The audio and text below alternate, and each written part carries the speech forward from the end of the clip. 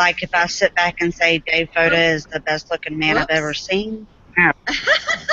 Well, I didn't expect that to happen, but hey, we'll come back to that later. Welcome to another week at Beyond the Trailer Park. And I just realized I hadn't turned on my recorder yet. Yay, there we go. So, it's 1 year later and we still can't do anything right, you know. So, it has been 1 year since we started doing the show, which is pretty darn cool. And, of course, joining me as always is the fabulous Beth over in Kentucky. Those things are she's got a cold. So we'll start with that. I can't talk very well. I know. And you might have noticed that we're just two ladies. Hopefully Miss Ashley will be joining us, but she was having a bit of a headache, so I don't know. No, the headache was not Bobby. That probably something else. Although he's trying to wake her up right now, he might be headache. But hopefully she'll be joining us. And of course, Foda, who never shows up on time, will be rolling around in the next 20 minutes or so. But also joining us for the third time is our friend Robert Baty. How you doing over there, Robert? Good evening. Thanks for asking me back. You're very welcome. And this is the first time we actually get to see you. You've upgraded your equipment, you said. Yes, I have. Yay! I mean, avatars are okay, but it's always more fun if, we have a live person. So I don't know many technical tricks, but I finally got the headphones and got my picture up there. Excellent. Excellent. Beth, you said my audio was funny. Is it still acting up? Okay, you're clear now. Okay. Damn Google. Yeah, you sounded like you're doing this. I'm like, okay. Well, now, some folks might be wondering what the heck this flag is over here that you might be seeing. So many people may know that last Friday, the assholes known as ISIS, or Daesh, as I like to say, they attacked various parts of Paris and killed over 120 people Friday night. No, that's not entirely the French flag. That is also the Lebanese cypress tree in the middle, because of course they also attacked Lebanon last week and killed a bunch of people there as well. So yeah, not very cool. And those of you who know me and the other show I do on Saturdays, my dear friend Joseph, who lives in Paris, he is fine, thankfully. He lives on the other side of the city, and he's a bit of a homebody, which in this case was a good thing. So he's fine. Talking to him regularly, but definitely very scary. Not only to know that something like that is happening, but to know that there's somebody you know in the vicinity is pretty scary. And I don't know about you, Beth. I saw some of the live tweets and Facebook posts coming out during the attacks, and they were just heartbreaking. I don't know, did you see any of those? I didn't see them as it was happening. I didn't know about it until I got home from work. But before I go on with that, I want to interject one thing here. This is to my so-called friends who are being fucktards and assholes, asking whether does anybody know anybody in France who actually saw this happen. This is in regards to the whole false flag. Oh, yes, please. I do know somebody in France. End of story. Now, as you were saying? I actually deleted people today. That bullshit about the false flag. I mean, come on. It's unreal. Well, And what kills me about the false flag bullshit, besides it's bullshit, is people will question it. Now, whether you're a fan of Geraldo Rivera or not, I'm neutral. Haven't watched him in years. no, me neither. Friday, when this was occurring, he was actually on air, or he was at the studio and found out his daughter, his 21-year-old daughter, was at the soccer stadium when this took place. Ooh. Now, he works for Fox News. So if this was a, quote, false flag, yeah, no. Yeah, because Geraldo's the kind, like, I kind of don't like him, I don't know, but he seems like the kind of, guy that if his news company was involved in some shit like that, he would get his kid out. It's exactly, I think, what you're implying. Yeah. And, yeah. And it just kills me, and I do want to preface this. This is not in response to a comment that I received. I actually deleted people today off my Facebook page. I've never done that in the, I don't know how many years I've been on Facebook now. But I've been online since 1990. I've never deleted anybody. Yeah, I haven't. I mean, I'm sorry, but to say this is a false flag, to say that the French government actually had these people detained, murdered them, and then dragged their bodies back into the where the bands were playing is fucking bullshit. Wow, that's a little extreme. Yeah, I have friends not friends anymore, at least on Facebook, posting this, and there's not just one or two posts. I had one person that I deleted posted 5 different articles, basically all false flag bullshit. The last one that did it is when basically the article he posted basically made this accusation that people were alive, they were detained by the police, they were executed, and then dragged back into the building. So people would just, go to the police to get killed. Well, supposedly they were detained by the police. They were, quote, arrested. And the police specifically chose different demographics to make sure that enough people of different demographics and nationalities were represented so they could further the agenda.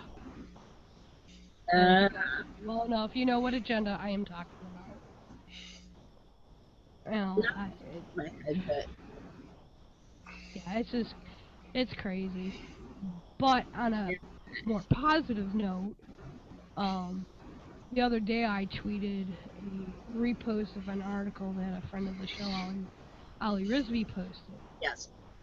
And I've actually read the article now 6 or 7 different times, and I will be the first to admit I am very ignorant where Islam is concerned. I've kind of followed in Deb's footsteps to try to learn more. And, I was lucky that, we, the lead up to the non-conference, we had Ali and Armin and Alicia and all of them on, and I got to learn a little bit more. I mean, I'm nowhere near the level of understanding that those guys are, but Ali wrote this really, really good piece for HuffPo last year. Yes. And I was really, really shocked because I just, twittered this is a must read because, he basically was talking about reforming within Islam. The reform has to come within Islam through the so-called moderates. The point that I like the best is when he's saying moderates that come out and say, well, Islam isn't really violent, and they're saying that next to verses that say blatantly kill all the infidels. He's like, you have no credibility. because what you're saying is either your holy book is infallible, in which case why are we following it, or that what you're saying is a lie next what the holy book says. Yeah. So I that mean, point that spoke to me was, as much as the quote moderates are trying to twist it and spin it PR style, you have no credibility amongst us non-believers because the rhetoric is lost on us. We see kill everybody, and that's all that really registers. I'm sorry. But anyway, sorry I interrupted. no, that's fine. I mean, you gave my voice a little break. But, going off what you said is that, just for some reason that article really hit me because, I mean, as much as I am anti-religion and believe that all religion needs to be wiped off the face of the planet, I'm also, I live in the 21st century, hello. But, so I posted this article, and I didn't really think anything of it other than, this is a good article. People should at least read it and consider it, because it's kind of made me ponder some things. And, I mean, I have like 280 followers on Twitter, so not a lot. So I go to work, come back, and I have like 80 gazillion Twitter notifications. Well, I was like, ooh. But the funny thing is, and I was kind of shocked, is I was actually expecting more backlash. And there was only really one tweet that tried to counter Ali's point, and he referred to, I guess, an article exchange between Ali and another gentleman, and then I don't remember his name, and I'd probably slaughter it anyways. So I read that article as well, and I'm sitting there thinking, okay, basically what this guy did is exactly what you just stated. He basically did apologia for the Quran. I mean, saying nowhere in he made a point that nowhere in the Quran does it say to kill for apostasy. Well, if being an apostate or a non-believer, you're considered an infidel, then yes, your Quran does say to kill them. I'd have to go and research it, but I seem to recall it saying that. Yeah, I might have his word choice confused. I don't know if he used apostate or I can't remember the exact word. I'd have to look it up. I I'm talking about. Now, like I say, I haven't actually read it. I've listened to Paul read it to me, but I'm pretty sure it did say both for apostates and non-believers, but I could be wrong. We'll have to look it up. But I just thought it was a really cool article, and I was pleasantly surprised by the reaction, even though this article was published last year, that this article still is very meaningful considering what has been going on. A lot of people are complaining, well, what about Beirut? What about Baghdad? What about Kenya this past April? What about Boko Haram? Well, here's the problem. I get over 500 different news organizations fed through my news feed, whether it be Facebook, Twitter, I do RSS. They're actually redundant. I have all 500 go through 3 different things in case I lose one, I have a backup. And I didn't even know about Beirut. Okay, so not to toot my own horn, but I'm a freaking news junkie. Okay? So I didn't know. So how is an average person who precursory looks at the news, but siding with France, to me, is not lessening what occurred in Beirut. I mean, I think for myself, I've become so numb to the atrocities because I post about it every day. And actually, that's part of it, because where Yeah. they talk about why weren't people upset about Beirut? Well, okay, how many decades have there been bombings in Beirut? Yeah. Like when I was a child, people were getting blown up in Beirut. So Yeah. can you blame, the public stage for kind of going, oh, it's like when I was a kid and there were bombings in Ireland all the time. I was like, oh, it's another bombing in Ireland. Oh, well, what else Yeah. is going on? Because it happens so damn often, you just get numb to it. Yeah. So, Well, you become immune, and in my case, it's almost like in some ways I live in this utopian fantasy to protect what little I have left of my brain cells. Um, and I don't always like. I knew about, like, I'll use Boko Haram as an example. I knew about what was going on, but it took the kidnapping of 200 children for it to finally sink in. yeah. And I have to laugh because a friend of the show, Nicole Samard, he does Atheists Infidel. Forgot, but he's out of Canada. He's originally from Montreal, and he lives not too far from Dedham, actually. No, he doesn't And live. he's like, I've been posting about talking about Boko Haram like almost a year and a half before, before that happened. And but I think each of us, whether atheists or or theists, we all have different focus in us. Sometimes we overlap, sometimes we don't. And I think what it comes down to is what happened in Paris. I think was the straw that broke the camel's back. Well, yeah. I think And the other I thing, think it's finally the wake up call people need to, because now you have the right screaming for blood and boots on the ground. Well, hello, gee, in Syria, what, a year ago, they're like, no, no, no boots on the ground. Make up our minds. oh, it's ridiculous. And the other thing I think that people don't get is, and that goes back to my, how many decades of bombings have there been in Beirut? People don't blow shit up in Paris. Like, and that was kind of like when those guys in the spring shot up Parliament Hill here. Everybody was like, who the hell attacks Canada? you know? Yeah. And kind of did that, what the hell is this shit? And I have to say though, I'm really pleased. We actually didn't really change anything after that happened.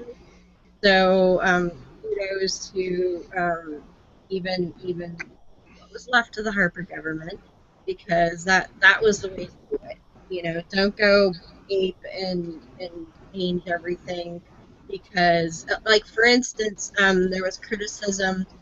One of the fellows who were killed was a soldier standing vigil at the unknown soldier memorial, and they, because it was a ceremonial post, did not carry weapons.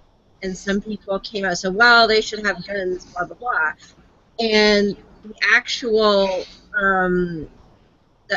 ceremonial guard said, no, we do not want weapons. That is the tradition. That is how that post is carried out.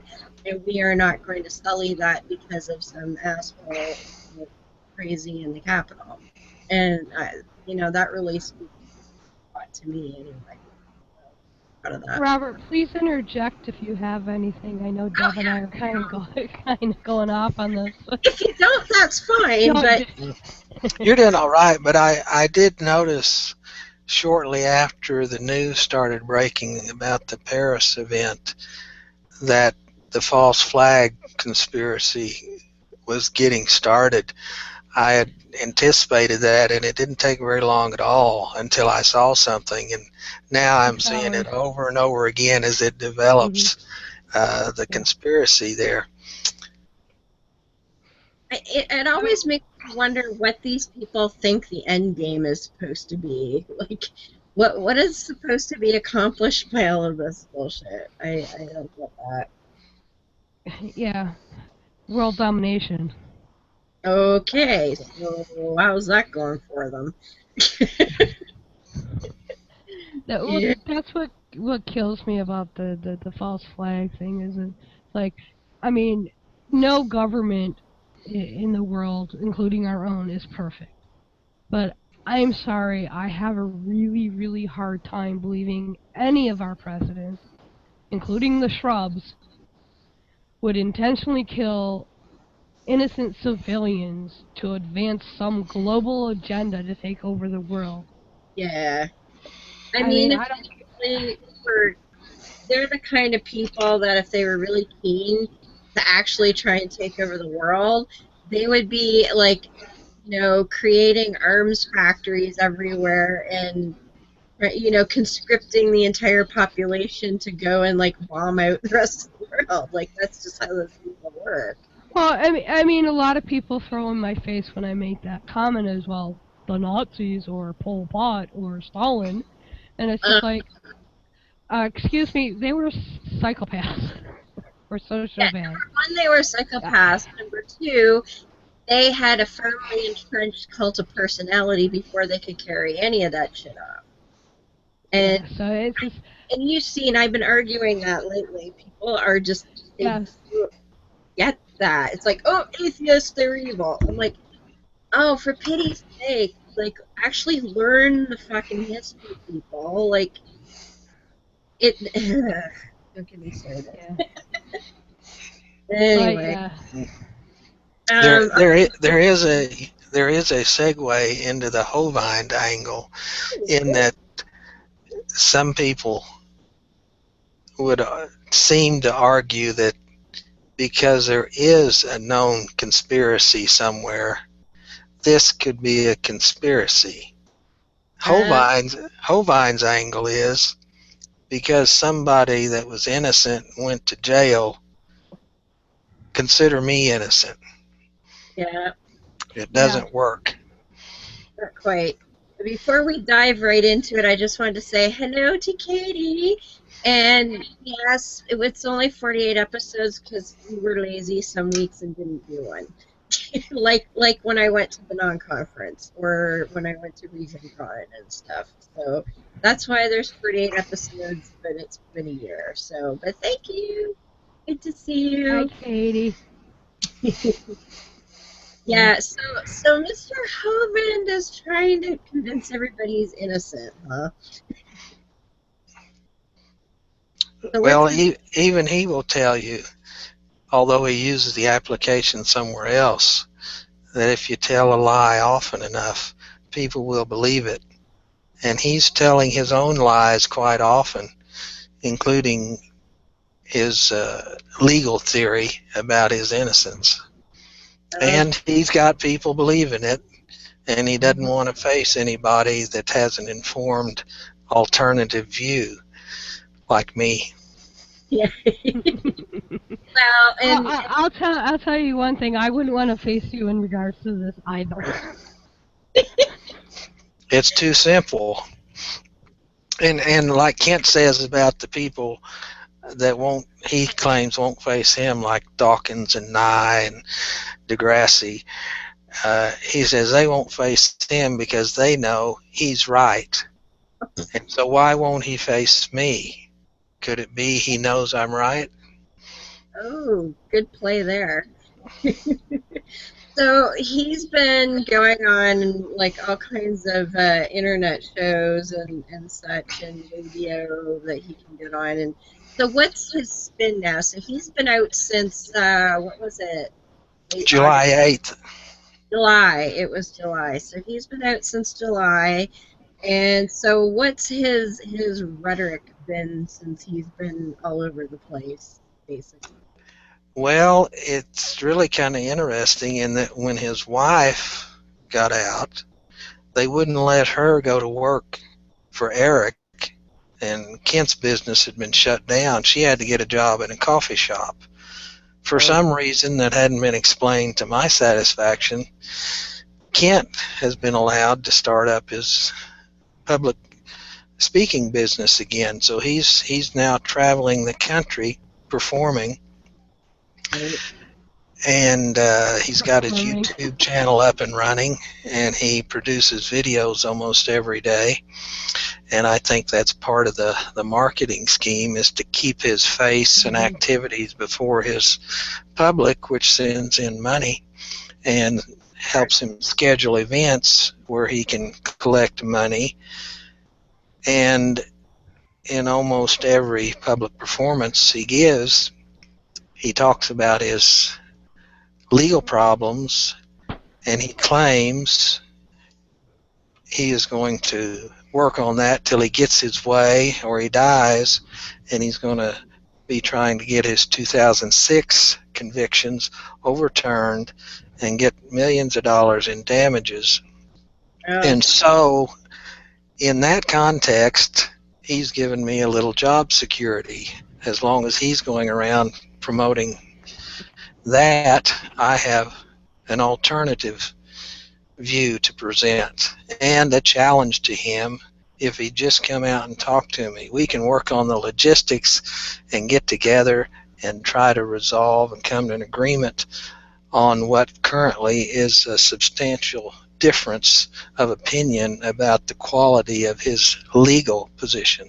Absolutely. And look what the cat dragged in. Hello, Dave. Hey, how you doing? All right. Excellent, excellent. So before we dive back in here, Dave, I just wanted to play a little song.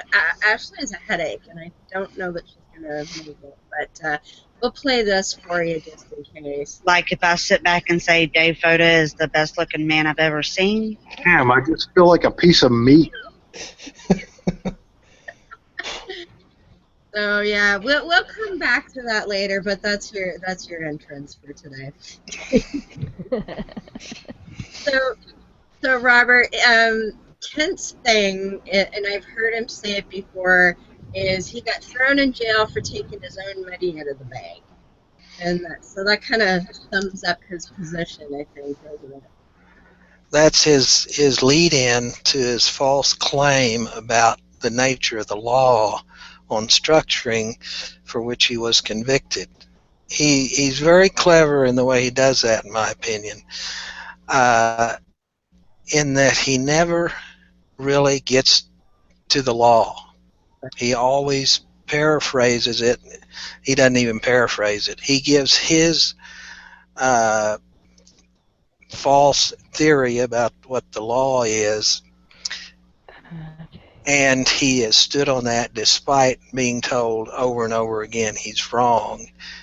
Most recently, rather than hiring a lawyer, a legitimate lawyer, to do any legal work for him, to help him, he claims some legal researcher in Texas got hold of him by the name of Brady Byram, who is a sovereign citizen type down in Texas who likes to do that kind of work, and he's got the secret words that Kent claims now, most recently, is going to work to his advantage to get his convictions overturned.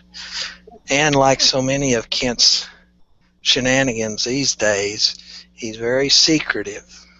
He will tell you that this Brady Byram has explained about 10 different ways his 2006 case is filled with fraud and is subject to being overturned, but he won't list a single one of them for a proper analysis. Of course. I think he's thinking that for some reason, if he lets the cat out of the bag, he can't litigate it,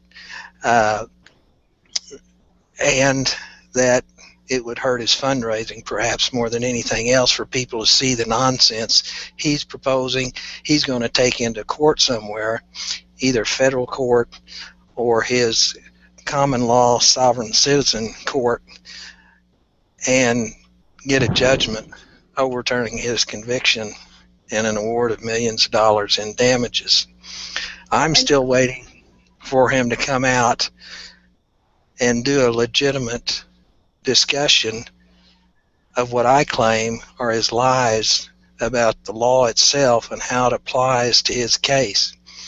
I'd be more than willing to consider any charge against his indictment and conviction, look at the evidence, and see if there's any merit to it. If anything, he's looking for some kind of technicality. He's still guilty of structuring, I think, in any case, but he's looking for technicalities that would work to his advantage. But since he keeps lying about the law, I don't think he can even get past that, from my perspective. It seems to me that, I mean, this guy, he said he was from Texas. If he was such a legal whiz, wouldn't he be a lawyer? He's not a lawyer. That's part of the deal. This is a non-lawyer. In fact, Kent, in introducing him, made it sound like this has just got some guy in Texas called me up the other day and told me he can get me off the hook. In fact, months ago, the guy tried to intervene in Kent's case down in Florida, and the court said, "You're not a lawyer. You're not a party to this suit. You're out of here." He filed some kind of soft stick nonsense. Yeah. Oh, three questions for you. You can Google Brady Byram and find all sorts of stuff about him. When you get a second, can you re-explain what structuring is? But another question is, how many cases have sovereign citizens won in court? Well, all of the ones they've attempted to litigate.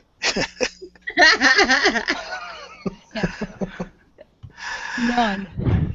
So this is what and I think that's why Hovind's not letting the cat out of the bag. From my research, especially not pertaining specifically to taxes, but any cases involving sovereign citizens, they have never won ever. Especially they may win some cases, but not on sovereign citizen grounds. Right. Yeah, that's what I'm saying. Amongst all that nonsense, the court might find some merit. You know, most of the time people don't even look through the nonsense, but once in a while they do throw up something of merit and maybe win an issue here and there. But the citizen issue itself has not been known to win anything as far as I know. Do you think the separation, so to speak, with Eric is over this whole his sovereign citizen stance? Because, I mean, basically we kind of agreed, I don't know if it might have been the first show, because the second show my internet didn't want to cooperate, but he was we assumed told to shut up about the sovereign. Do you think maybe that's why there's that separation? When did this happen? This is new information for me. Well, I think Kent and Eric like to present an image that their ministries have gone their separate ways. I'm not convinced there's been enough legitimate coverage of what's going on there. I think a lot of it's political and financial.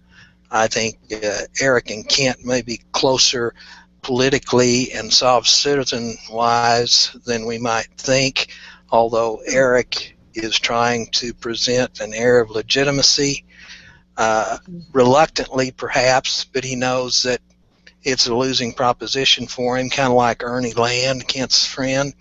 Ernie Land supposedly thinks sovereign citizen arguments are the way to go, but he claims he goes legit because he doesn't want to be the one to go down the tubes with it. Eric may be the same way. He may think his daddy's right, but he's got the losing side of it for now. Irwin Schiff, who recently died in prison, his sons think he was right, but they claim they're going legit because they don't want to lose that issue. So it's a loser for now. I don't think it'll be a winner later. And so you get into these political, financial arrangements, and I think Kent and Eric are closer together than they would like to admit. I was just wondering too if you take into consideration his stance on the worse than rape bullshit. Yeah. Because wasn't Eric's basically came out and said no, the judge never said that. One of the Well, issues there. Eric does seem to have taken a position different than Kent and Kent's witnesses. That again is another issue that has not been adequately developed, in my opinion. And it's an issue Kent recently reaffirmed in one of his videos, and it's still out there, and it will be a part of Kent's legal narrative in the future, I think, if he presses it, in that he wants to impeach the official record of its previous proceedings. He doesn't care about the rape issue. What he wants to argue is they tampered with the official record by taking that out of it. That's the big issue there, is they tampered with the record, therefore the whole record cannot be relied upon, therefore I get off scot-free. And just so people are aware, it's when the comment worse than rape is not referring to a actual physical assault. It's he's basically kind of saying that the judge compared his crime as being worse than rape. Just so, no, Kent Hovind didn't rape anybody. Go ahead, Deb. Okay. Yeah, because I sort of had an idea what that was, but I didn't have the whole. So he's saying that she made the comment, the judge, and somebody came along and took that out of the record, and because of that, it invalidates the entire record, and therefore he should do that. Right. That's in a nutshell. That's the theory behind what he's trying to pull there. But it doesn't invalidate it. No.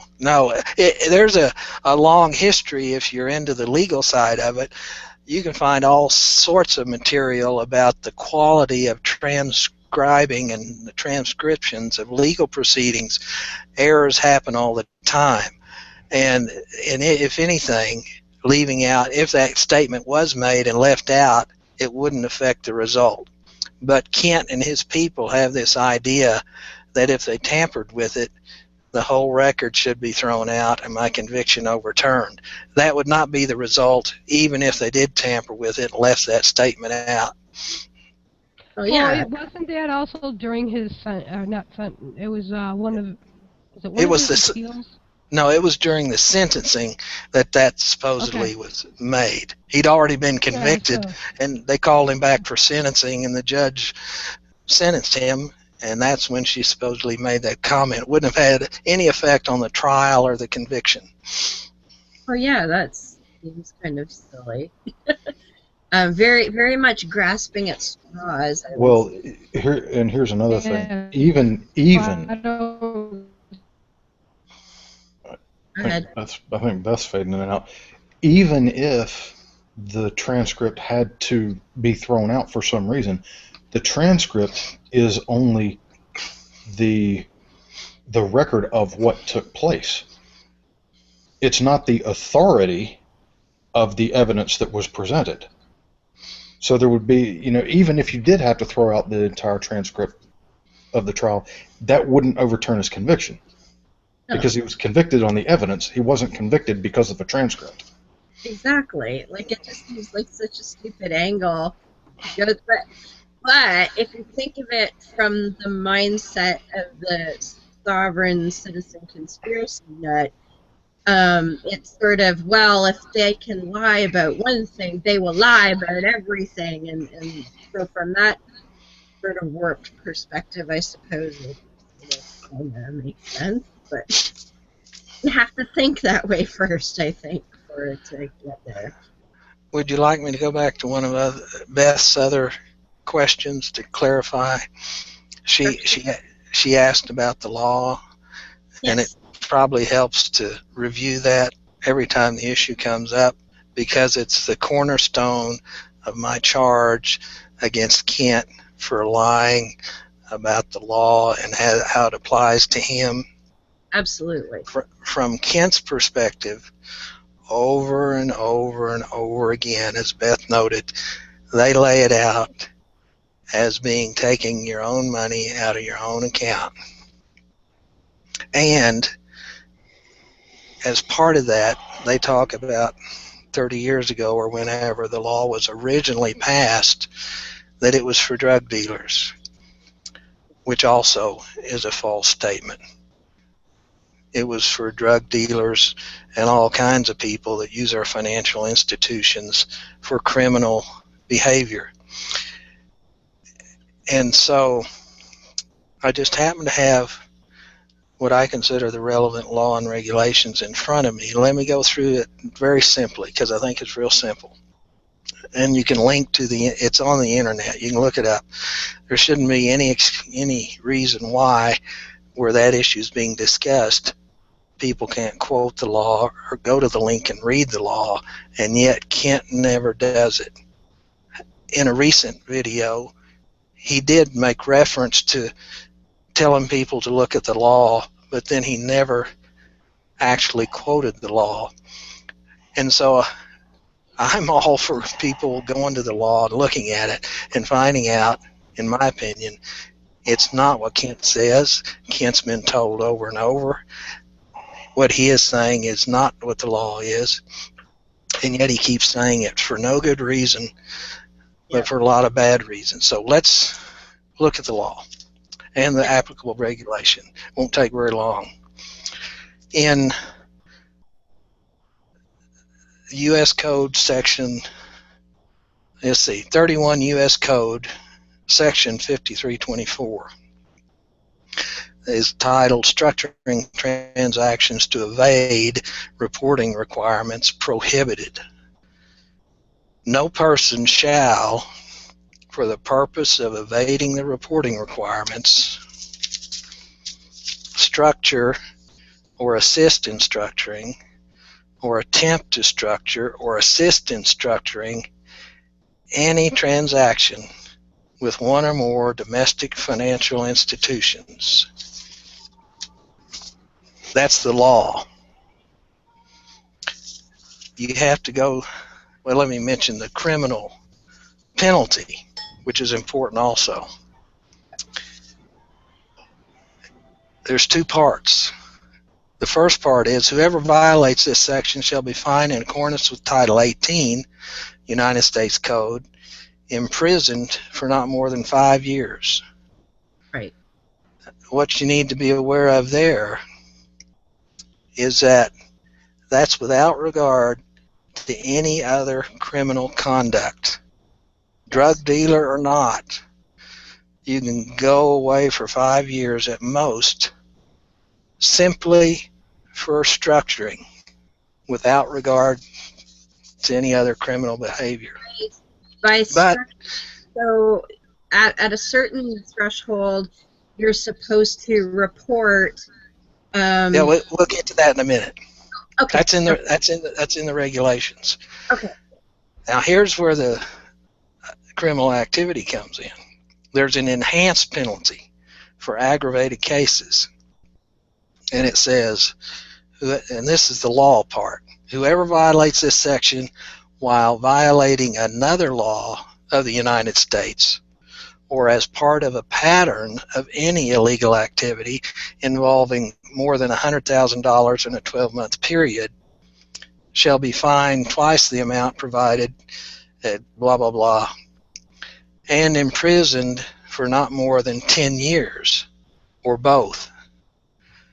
So for all the whining about Kent's 10-year sentence, the law specifically provided for that. It could have been a lot more because there was 45 charges. Yeah. But you'll also notice in that provision of the law, it says nothing about only being for drug dealers. It could be a drug dealer. It could be a tax-cheating Baptist preacher like Kent. He was involved in other illegal activities, and so he could get up to 10 years for his structuring. He did. What is structuring? You have to actually go to the regulations. Congress, in its wisdom, said that the IRS could figure out what structuring was going to consist of. And so the IRS wrote a regulation. Somebody wrote a regulation that describes structuring this way. And it's not taking your own money out of your own account. A person, and this is 31 CFR 103.11 under definitions for structuring. A person structures a transaction if that person, acting alone or in conjunction with or on behalf of other persons, conducts or attempts to conduct one or more transactions in currency in any amount at one or more financial institutions on one or more days in any manner for the purpose of evading the reporting requirements. Okay. In any manner, the regulation goes on to state, includes, but is not limited to, the breaking down of a single sum of currency exceeding $10,000 into smaller sums, including sums at or below $10,000, or the conduct of a transaction or series of currency transactions, including transactions at or below $10,000. The transaction or transactions need not exceed the $10,000 reporting threshold at any single financial institution on any single day in order to constitute structuring within the meaning of this definition. And what does Kent say? He says it's got to be two or more transactions in one day that exceed $10,000. The regulation is clear. Yes. One transaction on one day could be structuring if it was with the intent to avoid the reporting requirements. And there were 45 of those specific instances reflected in Kent Hovind's indictment, consistent with the law and this regulation, which the jury convicted him of beyond a reasonable doubt. Yep. Robert, what exactly is a reporting requirement, or what are the reporting requirements? Well, in Kent's case, without getting in too far afield, if there's a cash transaction in excess of $10,000, the financial institution files a report. Right. The government gets millions and millions of them every year and has programs to figure out which ones they're going to investigate. And then there's also a provision that requires the financial institutions to report suspicious behavior, such as Kent's regular withdrawal of slightly less than $10,000. So the reporting requirement is not something that Kent is responsible for? Right, that's something else Kent So misstates. It's the bank or the financial institution that has the reporting requirement. Yeah, that's what I thought, because one of the jobs I had, we used to do Western Union, and this was post 9/11, so a lot of the stuff went into effect after that. And that was actually, if we had someone come in to receive and or send the quote $10,000, I think there was I think the threshold for us was if it was over 3,000, but I can't remember. We had to actually report it, because technically Western Union is considered a banking institution. And I remember going through the training for this, and I'm like, I kind of looked at my boss at the time, and I said, I don't want this responsibility at all. Because, I mean, and that's why I was trying to, because I was confused with Kent, in Kent's case, because he's blurred the lines so much. And I was beginning to wonder Was I that think part of his game plan is to make it sound complicated, and there can be complicated issues. But in Kent's case, I propose it's fairly simple and straightforward, despite all his lies and misdirection. If you could just have a situation where you could sit down and go through it point by point with specificity, and Kent claims he wants specificity to see what his claims are, what the government's claims were, and what the dispute's all about, look at the law and the evidence and see if that disagreement can be resolved. I don't think Kent wants to resolve it. He wants to monetize his false legal narrative, and he's doing pretty good with it so far. Yeah, that's what I was thinking too. Because, like, now, these deposits or withdrawals that he was making, I'm assuming he has a, quote, tax person. Wouldn't they have advised him, if they, weren't of the same mindset he is, that making these type of withdrawals, I mean, is this a common thing that a tax person would know? Yes. Like, if I came to you to do my business's taxes, would this be something that you as a tax preparer or advisor would know? I think anybody that handles large sums of cash is going to be aware of the reporting requirements, or it won't be long before their counsel will let them know that there's a reporting requirement, or they just go to the bank with $10,000 in cash or take $10,000 in cash out of the bank, and the bank says, we got to fill out this form. Yeah. So there's really kind of a double blind in there, is that your, quote, tax advisor or whatever, if he didn't know, the bank would. Right. And part of what I consider Kent's false legal narrative is how he approaches that side of it. Right. The evidence was clear, and the key to convicting Kent, it's not about taking his money out of his account. The key is he intended to avoid or evade the bank reporting rules. Now, in order to convict him of that, you have to show that he knew there was a reporting requirement. And the testimony and the evidence at trial made it clear that he knew there was a reporting requirement. And even today, Kent will tell various tales about how he came to know about that. You might accept his tales as true or not, but even he will admit he knew the bank had a reporting requirement. Whether he admits it or not, the evidence at trial showed he knew, and that's why he was convicted, is because he knew. He took action. He acted on his belief that he was going to get around that reporting requirement, and it caught up with him. I think another angle, and you hear him say this once in a while, and often, if you listen to him often enough, is that when they told him he was being arrested for structuring, he said, "What's structuring? Never heard of it. I don't know what that is." And I think the angle he's trying to present is that if he didn't know it was a crime, he couldn't be convicted. And you've heard ignorance of the law is no excuse. Yeah. So I think that's what he's building on there, is he wants to convince people that if he didn't know it was a crime, he could not be convicted. But there is okay, go ahead.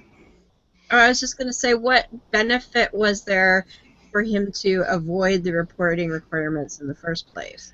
He was running perhaps over $1 million through his bank account every year and not reporting it to anybody.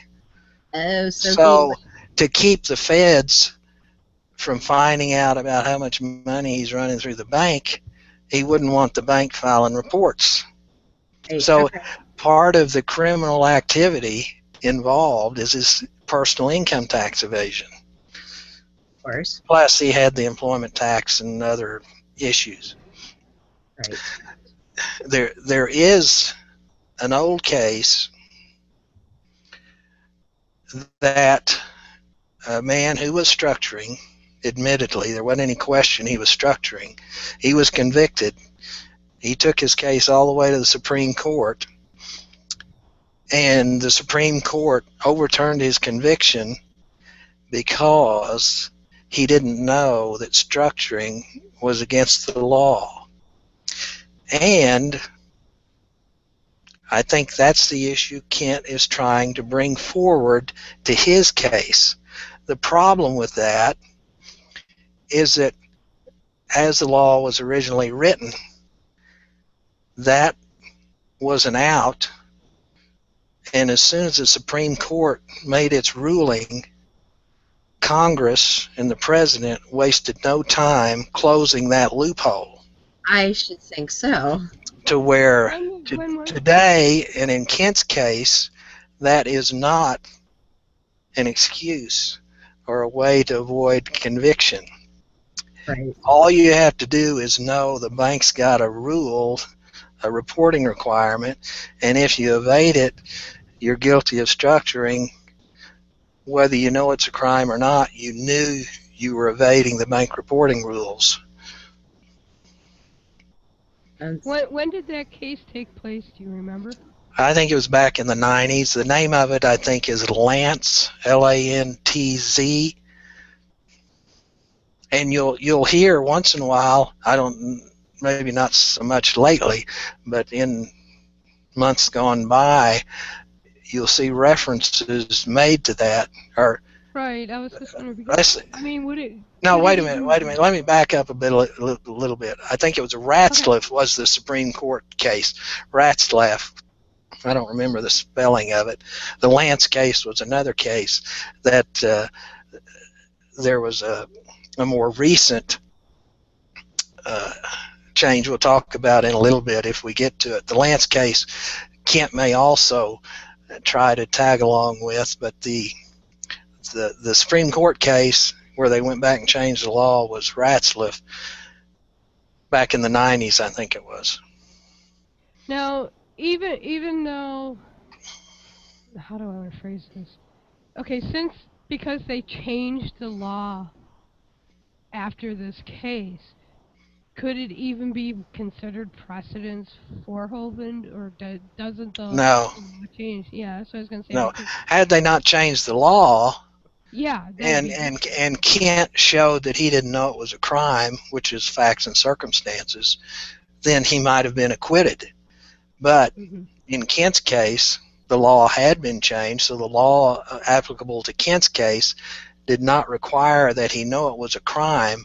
As I read from the law, it only requires he had the intent to avoid the bank reporting rules, and he did have that intent. So I'm curious, do you think he's just really that obtuse, or is he getting poor legal counsel, or why does he think that this is a viable option? Because he's a narcissist and he's a sovereign citizen and he has a financial base to exploit. I don't know. I would like to have him come forward and publicly discuss such things. Have him face, the black and white truth of the matter as I see it, which I don't think is subject to reasonable dispute, and let him explain to the public why he rejects it. Do you think possibly that he is so narcissistic that he's looking at this as a means of income for himself? Yes. He's even talked recently about monetizing everything. He's got his YouTube set up to monetize his YouTube. On his way back to Pensacola today, he was talking about all the books from Gail Ripplinger he's going to start selling in his own shop. Yeah. Monetizing things is what he's all about. He's going to have all these speaking engagements around the country where he's taken up a collection. It's about making money, and in days gone by he has mentioned that these big-time ministers, when they get caught breaking the law, it's bad for business. And so how is he going to come forward at this late date and be faced with the black and white facts of the matter and admit that he's been lying, that he did break the law. He's got to come up and keep going with this sovereign citizen stuff and whatever other theories he's got going to try and show he's still got a chance to prove his innocent, maintain his integrity, so he says. He's lost that. It almost seems to me like he would be arrogant enough and smug enough, too, to kind of say, well, they made me go to jail, so I'm going to take their false conviction and make money off it somehow. Yeah. You know, Yeah, like, and it's going along with what I was going to say. I mean, how much, I mean, in your opinion, or estimation, how much do you think he's pulling in a year? Well, we can't go a year because he hasn't been out, but It's hard I to mean, say. The more he travels around and the more he does his YouTubes, you got to figure he's got a lot of money coming in. It may be an overstatement, I don't know, but he's got on his YouTube channel averaging 10,000 views per video and over, I think, 40,000 subscribers, and he's got all his books and videos and he's got lots. He's talking about buying 200 to 1,000 acres of property to build his wonderful new park. Again. All the time trying to keep from having any of the money stick to his hands so the government doesn't get it because he owes millions to the government. He's got lots going on. I was going to say, he still hasn't paid off his fine yet, has he? I don't think so. There's a lot he doesn't talk about. He's keeping more and more secrets, in my opinion.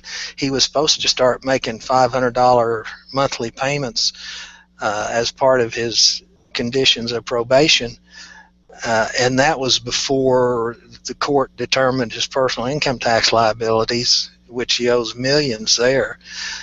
And so I think he's planning to set up his operations to where he'll never significantly pay his liabilities, and he'll try to keep the government from being able to trace assets and funds to him so that he can do what he wants to do without paying the feds what he's able to earn. It makes sense because he feels like he was wrongly fined in the first place, so doing whatever he can to avoid it is going to take a, that's just justice from his point of view, I think. And it all ties in with his newfound end times theory. His persecution, as he calls it, is one of the signs of the times that the end is coming soon. And so he plays a significant starring role in the end times that God has planned. Hey, that's some serious one. Wow, like, my personal persecution is going to bring about the apocalypse. Wow. That's going back to if you ever wondered whether the faithful were going to be persecuted in the end times, Kent wants you to consider his case as a classic example of the persecution of the saints because he was innocent. And the rest of us know he was guilty, and if he was guilty and legitimately prosecuted, it ruins his whole theory. Yep. I didn't know he was pushing that bullshit. But you have to listen close to pick up on that angle. Like I said, I was saying pre-show, I try to listen. Like, I mean, you send me some really good stuff, and I do my best to at least read the articles. But I have tried to listen to some of his videos, longer ones, not the shorter ones, and I would much rather listen to Kevin Swanson and Steven Anderson before I could sit through listening to Hovind. Maybe because I have a prejudice from years ago when he really was on his Dr. Dino shtick. But yeah, I can't stand it. I try, but I can't stand to listen to him. But yeah, he sounds like he has a good money making shtick going. Well, what has come to light in the past couple of weeks that I think people ought to be concerned about is he seems to have people working on getting him into public schools secretly, to some extent, to present his program. He talked about 3 times last week being in a public schools, and this morning being in a public school in Geneva, Alabama, a little town of about 5,000 down there by the border with Florida. And it's interesting that for all his public notices about his events, he doesn't advertise his public school events. And I think there's a reason for that. He doesn't want the general public to know he's sneaking into public schools. And it just so happens that, a week or 2 ago, Coach Daubenmire blabbed out that he was going to be at the Thomas Worthington School in Columbus, Ohio. Hemmett wrote an article about that. And for all the bluster about that appearance, in that case, it turned out they had a special high school class for nutcases to bring them in as case studies for the seniors who specially enrolled in the class. Yeah. Now, a class like that when I was in high school. I haven't seen a report exactly how that went, but Kent's other public school appearances appear to be completely different. Where to hear him tell it, he's gone in unrestricted and just laid out his young earth creationism about the dinosaurs on sympathetic school children. This morning it was elementary school kids, and he went to lunch with the teacher who apparently set it up, took him to his home, so I guess it was a Hovind supporter that somehow got him smuggled into the school. Maybe we'll hear more about that later. But it's an interesting development. So do these schools pay him to appear, do you think? And that's why he wants to keep it hush-hush? Who knows? I would think it would be awfully hard to legitimately pull that off, just for the simple reason is that, I mean, the rigmarole you have to go through to speak in a public school. I mean, they have to announce it has to go through the board. Most speakers I know, at least here in PA and where I grew up in Buffalo, you can't just walk into a school. No. Especially after Columbine.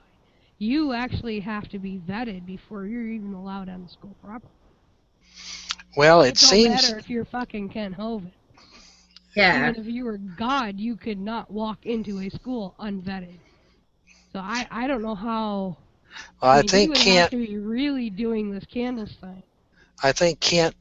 I don't know how he does it, but to hear him tell it, he does it and has been doing it and will be doing it in the future. But I think the reason he doesn't advertise it is because he doesn't want people on the front end contacting the school and raising questions about exactly what are you going to let this man do. He's a convicted felon on supervised release, and what's going on? Out on school property. Well, I will say this. Now that Hemmett knows that he's doing this, it will come out. Because I will give Hemmett credit. When he gets onto something like this, he stays with it. So hopefully, I mean, he's really good at reporting this stuff. Well, I'd like to see him pursue it. He's got the credentials to do it. Yeah, I'm hoping he does. I mean, there's probably other bloggers, and I don't mean to leave anybody out if I have that his reporting on it and I'm not aware of. But I do primarily follow Hemmett quite a bit, so I'm more familiar with his work. Yeah, getting Hemmett on your tail is not a good thing. For sure. But going back, I mean, the tie-in with the school thing, like you were talking about, the monetizing, this Gail Riplinger. When did he go King James only? I think he said about 15 years ago. He's got a video out with him and her this evening, and I think in that video he said he came to that conclusion about 15 years ago. Oh, so now he's just now trying to monetize it. Well, I think he's monetized it along the way some, but he's doing it more through her writings. Yeah. Well, that to me says that, I mean, and this is just my opinion, following the King James only movement, is that he's seeing dollar signs. It's going to be a cash cow for him. And So, for those that aren't aware, the King James only movement. yeah, that's what I was going to ask. What the hell's that? The King James only movement basically is the only version of the Bible that they accept. There's actually two kind of subgroups. There's the King James 1611 version, and some groups will accept the 1789 revision, if I remember correctly. But primarily what it is, the only legitimate, properly interpreted, properly written Bible inspired by God is the 1611 version of the King James Bible. Which is probably the worst translation out there. Yeah. But all other versions of the Bible are heretical. Now, in some regards, Yes. I can see their point, just on this fact alone, that if you were actually to read the foreword and all the preface material of a Bible, you will find out quite a bit about your translators and the translating groups that are used, and sometimes their political bias or theological bias will come out in their translations. I primarily use King James just because I know with the demographics that I deal with, that's the only Bible they use. So arguing from NIV is pointless. They consider it heresy. So if I'm going to point out a contradiction, so to speak, I have to use the King James. But yeah, I mean, I have 75 versions on desk. On desk. I can. Let me point out another matter regarding his legal theory. You gonna be all right, Beth? The other day, last week sometime, as I recall, Kent mentioned that he and Dave Daubenmire made a video specifically to allow Kent to explain what his legal narrative was, and that once it got through with the editing, it would be posted.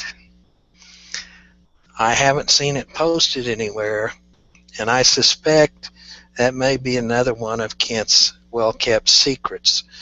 He may be circulating it around to a special group of insiders, but if anybody's seen it, I haven't, and they haven't showed it to me. Maybe they made it, maybe they didn't, maybe he's hiding it, I don't know, but he said they made it and would post it, and I would like to review specifically what Kent has to say about his legal narrative and respond to it, either indicating I agree with him or offer a rebuttal.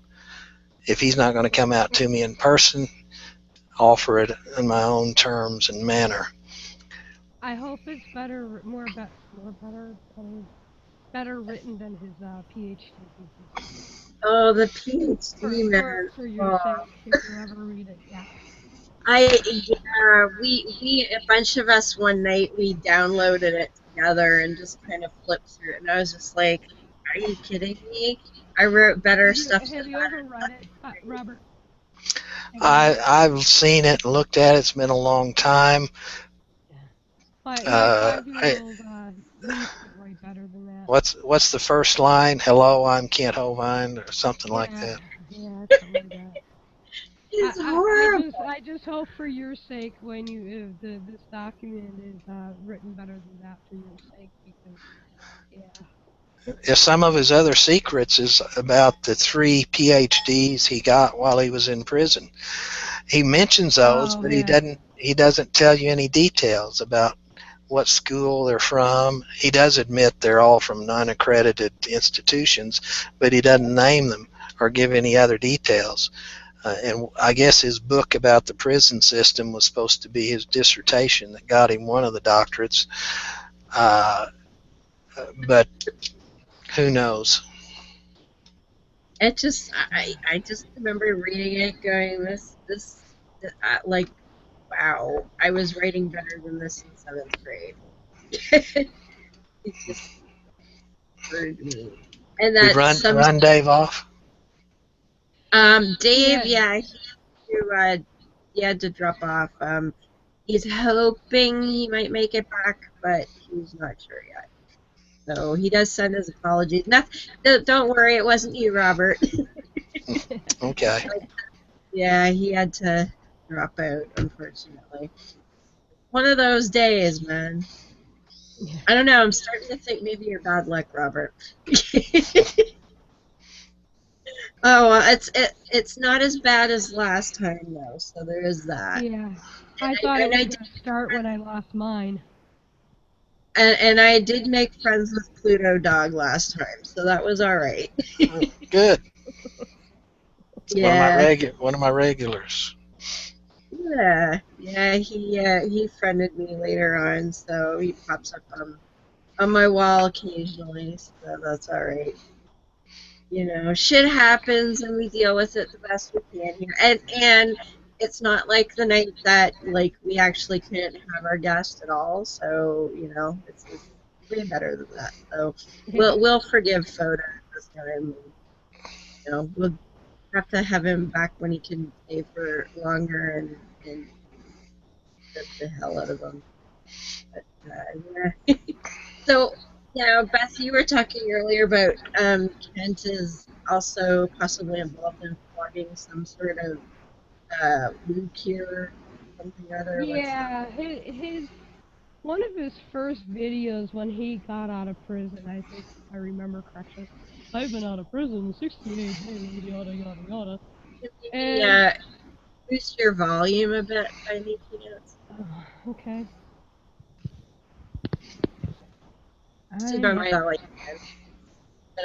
Yeah, my voice is. I know you're. Yeah, I'm at the max. I know. Okay, let's try it. As you guys know, I follow a lot of the pseudo-medical alternative med stuff. So this one video came across my feed, and it was put out by another atheist vlogger, and I'm sorry, I don't remember who did it off the top of my head. And it was talking about his promotion of a product that we would know as Laetrile. Amygdalin is another name it's called by, and there's a third one, vitamin 12, I think. And it's proposed as in the pseudo-med industry, a cure-all, primarily for cancer. Problem is, they don't specify which one. So, he's on there, boldly displaying a bottle of Laetrile that his son Eric sells from his website. Laetrile is banned by the FDA. Oh. Okay. Like MMS, the Mineral Miracle Solution that I spoke about last year, concerning shoving bleach up your child's ass to cure autism, that kind of banned. So I know you're not real into this subject, Robert, but what's your thoughts on that? Well, I tried to do some research on it when he started promoting that as a cancer cure for the thing on his face. He claimed, the doctor said it was some form of cancer. He got some treatment, but he took the B12, Laetrile, whatever you want to call it, and there was considerable amount of pushback in the internet community about him doing that and whether it was legal. I think another one of his secrets as to what became of the inquiries that almost assuredly came his way and Eric's way, maybe through his probation officer. And I think he has not been touting that recently, and it may be because of the feedback he got that if he didn't stop suggesting it was a cancer cure for the thing on his face, he could get into some big trouble. I got the impression that at some level it's legal, but I'm not sharp enough to figure out all the details as to when it might be legal and when it might not, except for if you claim it cures cancer, you got a problem. Yeah. It falls under the same category of, as I said, of MMS. I mean, it is outright banned by the FDA. Selling it. What's dangerous about it? Or is it just... You're eating cyanide. Oh, lovely. And Hovind and those of the creationists bent upon this shit basically justify it from Genesis, saying every fruit and nut I give you for food. Well, for those that are unaware, basically if you crack open any of the nut fruits, i.e. peaches, apples, Kent prefers apricots, I think. Yeah, primarily it comes from apricots. If you break open the stone, I should say stone fruit, not nut fruits, inside there's a little kernel, and that's where the source of this Laetrile comes from. Now, Laetrile was tested as to be used in treatment of cancer, and it failed. Right. That's why it was banned. Now, we've all heard growing up, don't eat the apple seeds, don't eat peach seeds, don't eat, that's why it contains, I don't know if it contains cyanide, I'd have to look up the chemistry again, or when you ingest it, it is converted into cyanide.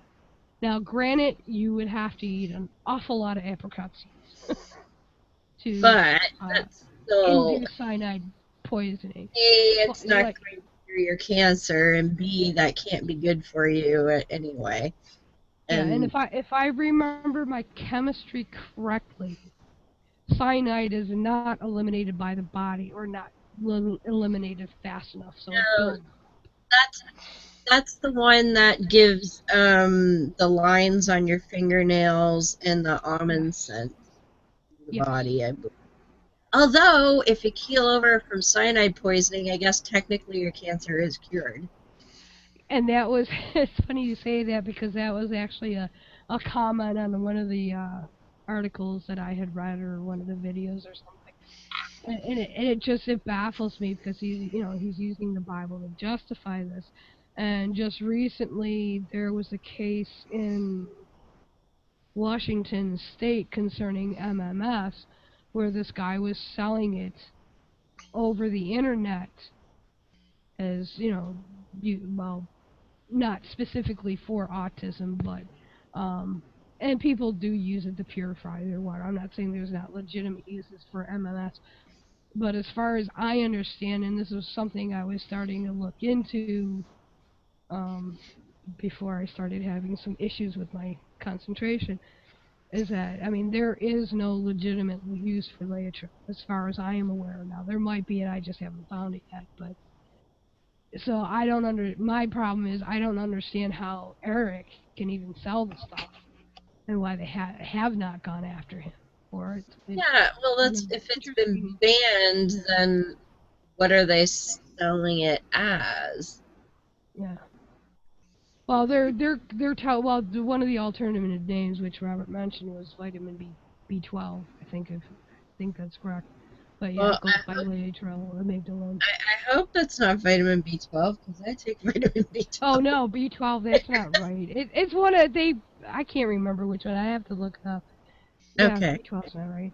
I But think yeah, B12 is it. And, in Eric's case, he's just what appears to be a middleman. He's selling a product that some company yeah. is producing this, putting it in bottles with a nice, pretty label, and it's got suppliers all over the country, I guess. That's why B17. B17. B17. Okay. Okay, I thought it was B12. I have to check that. But that's what's confusing to me, or got me confused, is that if it's so clearly illegal, what's going on here? And I came to the conclusion that there may be some kind of loophole that makes some sales of it legal. But claiming the cancer cure clearly seems to be out of bounds. Yeah. Well, according to, this is from the cancer.gov, it says Laetrile is a compound that has been used as a treatment for people with cancer worldwide. It is not approved by the U.S. Food and Drug Administration as a treatment for cancer or any other medical condition. The term Laetrile comes from two words, I am not going to try to pronounce them, and is used to describe a purified form of the chemical amygdalin. Amygdalin is a plant compound that blah blah blah. Cyanide is believed to be the active cancer-killing ingredient in Laetrile. The problem is, even with this thing, they say cancer. You have to remember, cancer is not one Exactly. disease. Cancer is a group of diseases. There's, I think, 326 different forms of cancer. And that's Do not something respond to the same treatment. Yeah, I learned that. I did a little bit of research before I did Shujin's 36-hour telethon show for him, and I didn't know that. But yeah, cancer is just a term for a disease that has similar characteristics, but there's all kinds of different ones, and they're all genetically different. So that's why when you hear people talking about a cure for cancer, that's not even realistic, because they have to cure every individual cancer, and that's why a treatment will work well for maybe one person's one type of cancer, and the exact same treatment will be useless on another type of cancer, because like they all cause uncontrolled growth of cells, but it all happens in different ways and in different disease genetics.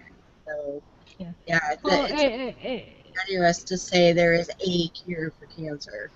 Right, and that's the thing that the alt-med groups like to take advantage of. I mean, when my mother back in the 70s was, she had cervical cancer and vaginal or uterine. Yeah, I know my terms. At the time, this was back in 1976. I grew up in Buffalo.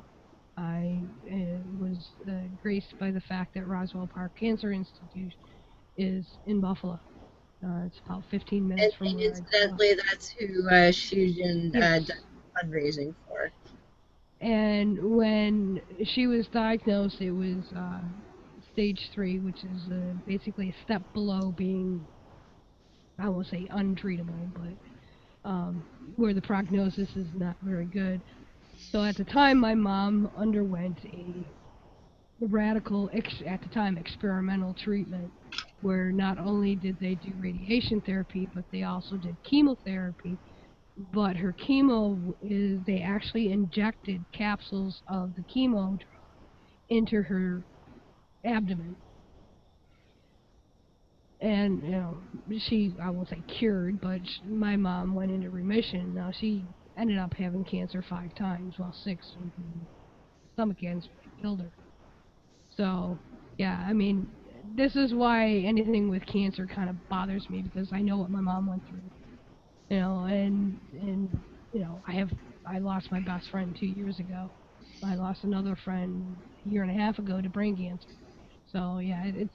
But the thing that kills me too with this Laetrile stuff is that their whole theory is that it balances certain enzymes in cancer cells, you know, and it only allows Laetrile to be toxic to the specific cancers, you know, so it doesn't touch any other cells in the body, just the cancers.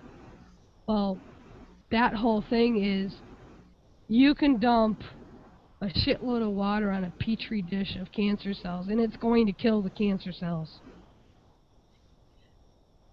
In the body, it ain't gonna work. Yeah. So I just find it it fascinates me that, you know, somebody like Kent Hovind would well basically kill off his followers is what he's doing. I don't get it.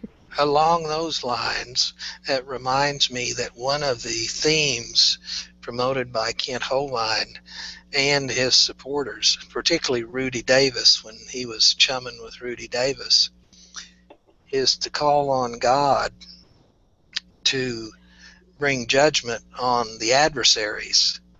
And in a video not very long ago, among other things, Kent suggested that Michelle Heldemeyer, who is now Assistant U.S. Attorney in Grand Junction, Colorado, has cancer, and that for all he knows, that's a judgment from God upon her for being the trial prosecutor in his case back in 2006.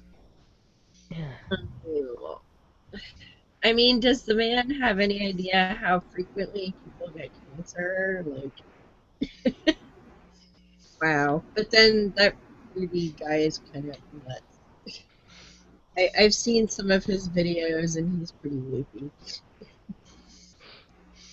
Yeah, I just find like the stuff that he's been doing since he's been out of jail. I mean, they're so kind of divergent. I mean, you got the Laetrile on one end, and I mean, seriously, if you look up Laetrile, I mean, I kind of did Reader's Digest. It's not accepted as cancer treatment, like Deb said. It just isn't going to work on every form of cancer. Then you got the whole King James only bullcrap. And then in between that, you have all the tax stuff and the structuring stuff and, you know, visiting schools and proselytizing to children that, you know, are too young to even understand. Lives in his own little fantasy world, I think. Yeah. You know, I don't think prison helped with that. I just It's almost like prison actually reinforced it. yeah, I can see that. It's you know, everybody's against poor Kent except for his little clique of followers, and he's twisting everything his own way. I think it's funny that one of the numbers that Robin mentioned was what did you say, 40,000 followers on YouTube, Rob? Seemed like that was the number last I noticed. Yeah, and it's funny, if you take that number, which I'm not saying it's a bad number, but compare it to somebody like Joel Osteen or Rick Warren, who are in like millions. I mean, Well, I've read about the possibility of manipulating YouTube views and numbers and statistics, and I've wondered whether or not there's any manipulation going on with the views for Good cancer afternoon. videos. 11th, a famous day. All right. I just wait a minute. I just popped onto his channel to see, and he's got a freaking autoplay video on the front page. I was like, wait, what's that coming from? 40,561 subscribers. Yeah, I've never heard about the manipulation part, but I just find even if there is some manipulation, I think like Osteen, I don't know if he has a YouTube channel, but just you only got like compared to them, a handful. It'll be interesting to see once he gets over this spurt of activity resulting from him getting out of prison, whether he can maintain his audience and build on it, or if he'll go into decline. Yeah. Well, and I mean, he's kind of a has-been as far as the whole creationist thing goes. I mean, Ken Ham and Ray Comfort, those idiots have far eclipsed anything he was doing before. They're, they pop up, they're doing goofy movies and things like that, and all he's got is his dream of a dino park and whining about being falsely imprisoned. And, He was at the Creation Museum of Ken Ham not very long ago, and I thought it curious that the pictures he posted did not include any pictures with Ken Ham or other museum administrators, and I'm wondering if there's an indication there that the more well-known, legitimate, if I can use that term, operating young earth creationists don't really want to get too close to him. And it looks like he's getting closer to those further on the fringe, like this Brady, Byram, and John Paul Hansen, and Gail Rippinger, and Ernie Land even, and Rudy Davis. He's got quite a group of oddball characters that may keep him in a little box of weirdos for the long term. I don't know if he'll ever be able to break into normal society again. I'm kind of doubting it. Because, like I say, people laugh at Ray Comfort and company now, and they're like, with him with the sovereign citizen angle and the miracle cure crap, he's even putting himself, like you say, further out in the fringe, and I really don't see him recouping any kind of renown. Like, even Josh Fierstein has 1 million subscribers. Like, I mean, I wish I had 40,000 subscribers, but it's nowhere near, 1 or 2 million for sure. It's interesting that Kent, instead of addressing the substantive issues when he talks about me, he talks about how few people subscribe to my blog, which I think he means my Facebook page, and the number of likes. And he ridicules people that don't get much traffic, like me. And he's got that problem himself in a different context.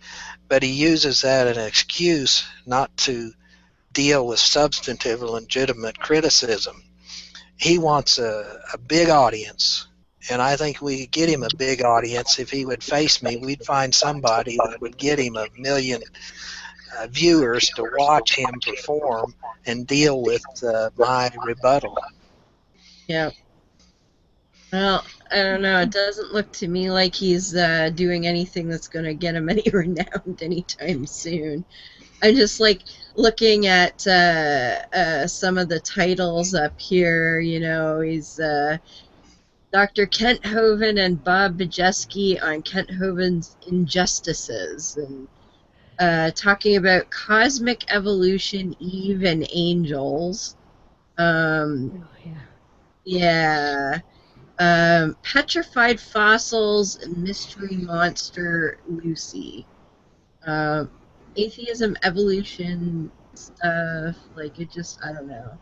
But then he's got stuff up here harping about Bernie Sanders and something temple, the Solomon's Third Temple, Stars and Baptism.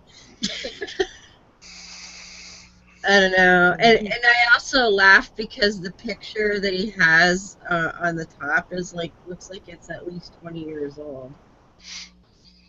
Yeah. I do give him credit for being good at what he does. I mean, he's got the energy and the wherewithal, and he's coming and going all the time producing this stuff, and he's got an angle everywhere you look. He knows people all across the world and particularly across the country, and a lot of them are at work promoting him and his false legal narrative, which I specialize in. I'll let the science people deal with the science. But I think as much as he makes foundational and fundamental his legal narrative to his whole ministry now, I think it's appropriate for me to challenge him on it. And if that goes down, it ought to have a negative impact on the rest of his operations as well, by his own admission. If he admits he's guilty as charged for the 2006 convictions, then he ought to take his medicine and deal with it appropriately. And I think that could have a big effect on his future ministry operations. And the thing is, like, he's already done well, I didn't even quite get to 10 years in jail. He's already done the time. And so, what's he going to gain? To be able to go around and say, oh, I was falsely convicted for me? Like, is that all he's going to get out of it? Anyway? Well, he'd have bragging rights, and to hear him tell it, he'd get millions of dollars in damages. I don't think, even if his conviction was overturned, would necessarily result in any damages. But one of the benefits from doing that is he can say, I told you so. But even more importantly, he gets to go out and buy guns again. He doesn't like the prospect that he cannot buy guns and have guns again. The felon, of course. And that plays right into the sovereign citizen thing, too. Because they like them guns. Well, some of them do, not all, but some. Okay. I will put that caveat. Not all sovereign citizens are gun nuts, but a majority of them are. Yeah. I was doing a little searching, trying to find the Ratzliff case that Robert was talking about, and I did find it. I posted it in the thing if you want to have it. Good, thank you. Guess who the opinion was written by in that case? She's still on the Supreme Court as we speak. Oh. Ruth Bader Ginsburg? Yes, sir. I love it. Was it back in the 90s? What's the date on that?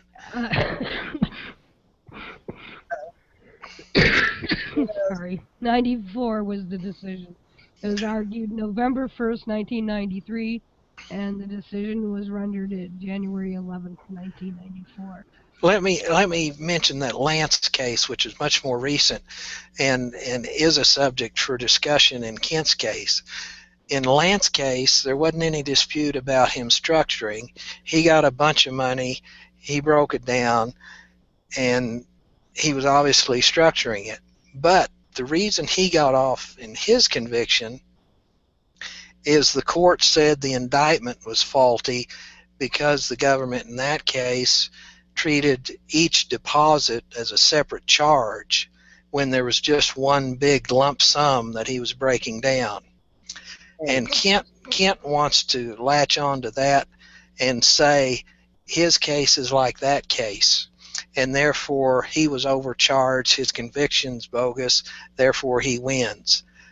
It doesn't work that way, in my opinion. The facts are different, and the legal result will be different if that's ever tested as Kent's theory, because in Kent's case, every withdrawal was a separate incident, and it was unlike Lance, who had a big sum that he broke down. So Kent was properly and the 11th Circuit that overturned the Lance case is the same circuit that considered Kent's indictment and said his indictment was just fine. So you might hear the Lance case discussed at some future date in discussing Kent's case, but I propose they're legally and factually distinct, and so the result is not going to be the same. Yeah, I'm trying to find that case now. Lantz, I think is the spelling. 11th Circuit, that might be it. People that know me know that I have this insane hobby. I love reading court cases. Especially Supreme Court cases. Yes, I spend probably 20 hours a week reading different Supreme Court cases. I don't know why. It might have to do with I wanted to be a lawyer. Yeah. And you did the whole Mostly. paralegal thing, so. Yeah, I did for that. You know, you have some legal training. You should go volunteer your services to old Kent there. Well, that's what kills me. I mean, like this Byram fellow that he's latched on to. These people don't even, well, I'll say some, I don't know of all, don't even have any type of legal training. If they do, the most they have. I'm not talking like people like Ernie Lands or Schiff. I'm talking about the more, like Rudy Davis. They don't even have legal training. I mean, it's like, and they're sitting there giving out legal advice, and a lot of their advice is based on Schiff's writing. They're based on Ernie Land's, writings and stuff. And it's just like, as I said earlier, I said, as far as I know, especially in regards to IRS, there aren't any. I mean, sovereign citizens that have won anything of significance with courts. It's like, it's going back, long time. I mean, 50 years. I mean, you'd think they would give up after a while. Well, Try Lang. Maybe it's a Lang, Lang? not Lance. like I said, if Buddy in Texas actually was a legal whiz that could come up with all of these, previously undiscovered legal things that, well, wouldn't he be like a lawyer making all kinds of money from all of his great legal knowledge instead of whatever not lawyer he is? Like it just seems to me that.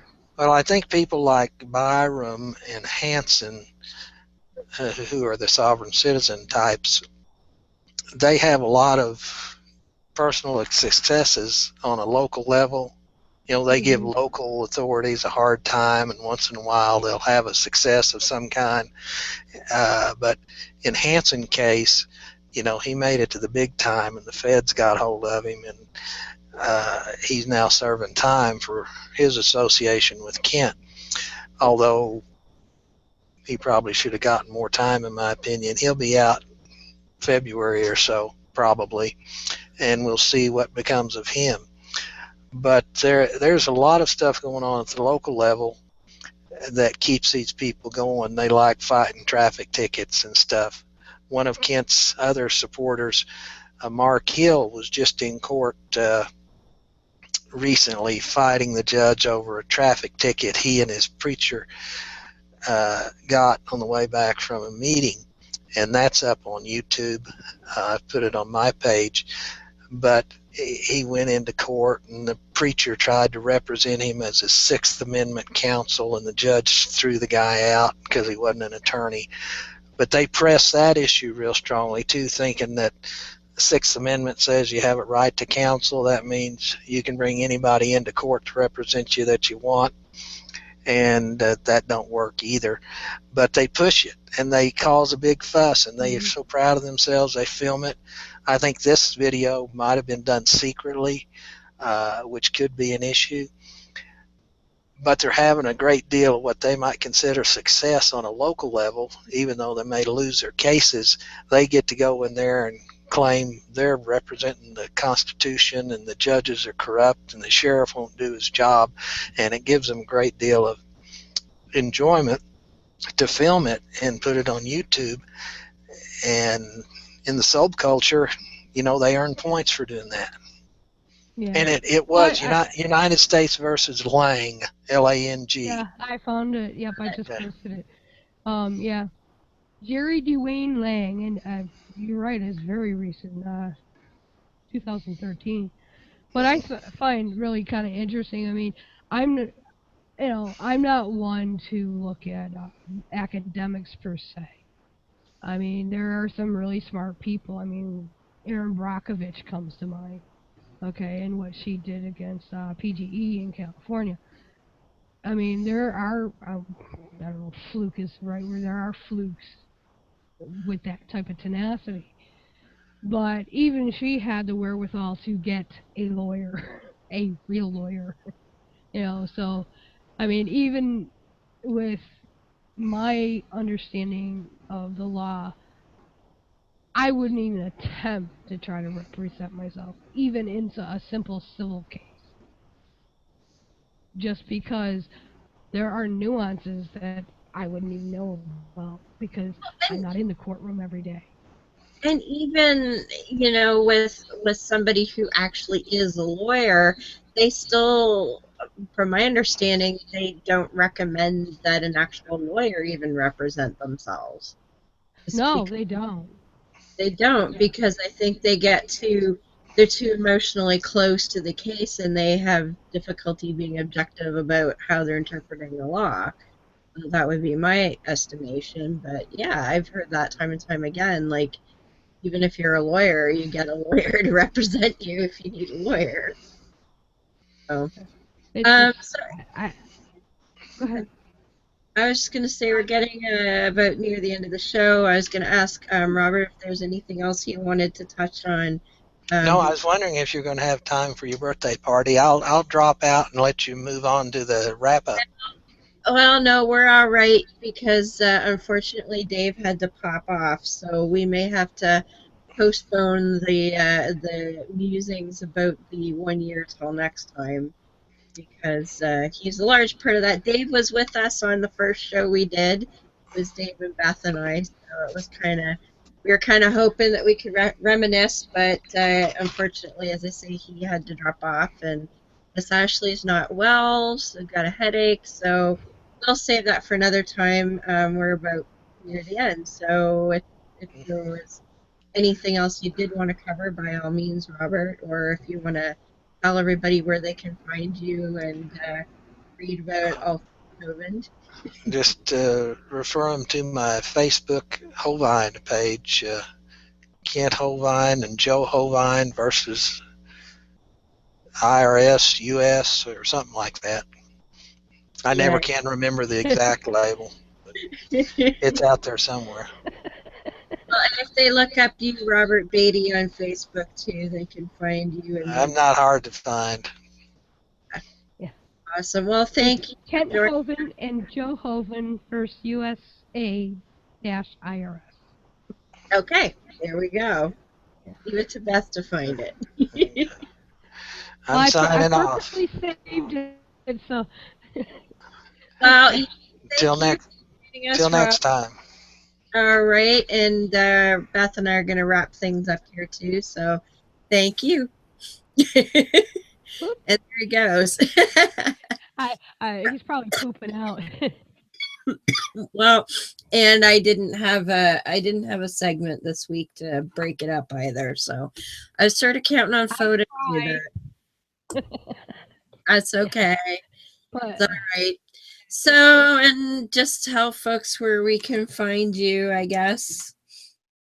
Oh, one thing in regards to Robert's page, as I said, he sends me pretty much everything that he posts into his Facebook page there. And even today, I was kind of scanning through, seeing if I missed anything, and I never really realized it until today how much information that he posts. He's as bad as I would say he might be worse than me, but the difference is he's focused on one issue, and that's what makes his information so, in my opinion, so important. And I mean, he says, well, I only have 500 followers. Well, I have one on my blog, although I know I do have more than that. But so there are people that are listening to him, and FYI, yes, I am friends with Robert. Okay, we don't agree on everything, But I really do think in regards to the structuring issue, and tax issues and tax case law and stuff like that, he is primarily my go-to guy. So yeah, if you guys have time, if you want to watch some weird stuff in regards to Kent Hovind, go to his page. Yep. In regards to me, easiest way to find me is on Twitter. I go by Dune998. That connects to my blog as well as to Facebook. Yeah. For Yeah, voice. it's going. And my Facebook page is Beth A. Average. Bridge. Look me up, and I pretty much friend everybody, even though I deleted a few today. So. Yeah, funny how that goes. But yeah, so go check out her stuff. And for Miss Ashley, noreligionrequired.com. They go live on Spreaker on Sunday nights at 7 Eastern. Definitely worth checking out. They've got a live chat going on there. Oh my God, we had a blast on there last night. They were having trouble keeping focused on atheist Bible study because we were cracking them up in the chat too much. So go check them out with Miss Ashley and Bobby C, and hopefully she'll be feeling better, because I know she wants to learn next week. And next week it's another Robert. We're going to have our friend Robert Robinson on, and we're going to talk about Scientology again, because Leah Remnick just published her book on living in Scientology. So we're going to talk about that. Latest goings on in the world of ex-Scientologists and all of that fun stuff. So Robert will be here with us next week, and hopefully Miss Ashley will be feeling better and be able to join us, because I know she's curious about this stuff. She's like, well, I learned so much from you guys, because I don't know nothing about this shit. So it'll be fun. Haven't talked about Scientology in a bit. And I showed you there was a 2020 just did a show about Leah Remnick in her book and all of that. I did not realize that she grew up in Scientology, but we'll talk about that more next week. So yeah, and Atheist Apocalypse at atheistapocalypse.com. We'll have, I think a week from today, we'll have a new episode coming out. We're getting near the end of season 1, and those of us on the crew, we're already knee deep in season 2 for you. So it's some exciting stuff happening on there. So other than that, I think that does it for now. And because Beth can't talk anymore anyway, so she's shaking her head. It's coming out as creeps. So we'll see everybody next week. And since Foda had a duck out, I won't be able to make him read this out loud. Well, he never will anyway, because he always says he has to prepare. But we will leave things off with the Humanist Creed as usual. I know the truth and power of reason and of rational thinking, and I will use them to my advantage. I know the truth and power of educating myself and of expanding my intellectual boundaries, and I will educate myself. I know the truth and power of vanquishing ignorance, and I will do so whenever the opportunity presents itself. I know the truth and power of morality without supervision, and of true and accurate righteousness. I know the truth and power of obliterating tyranny, be it intellectual, emotional, or philosophical, and will work toward that goal whenever and however possible. I know the truth and power of human ingenuity. I know the truth and power of human compassion, and I will be mindful of the welfare of others. I know the truth and power of equality and fairness for all living things.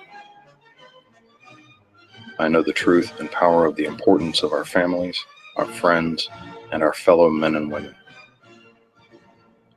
I know the truth and power of human stewardship of our lands, our waters, and our skies, and I will try to act to preserve our environment.